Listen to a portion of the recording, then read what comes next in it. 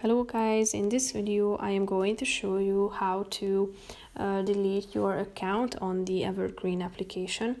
But first I just want to mention, don't forget to subscribe to my channel, because at 10,000 subscribers I am going to show you my whole YouTube revenue statistics and growth strategy, how to make money online. So let's jump into it.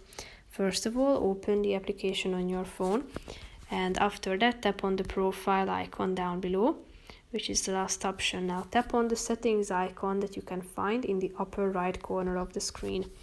Then you should scroll down till you find this other section and click on the first option, delete account. You should read this brief introduction to this process. As you can see, it's irreversible and all of your data will be permanently deleted. So if you are sure that you want to delete your account, tap on the delete account button down below and confirm it by tapping on the button delete. As you can see, your account will be deleted within the next 48 hours. Tap on logout and you can create a new account, as you can see.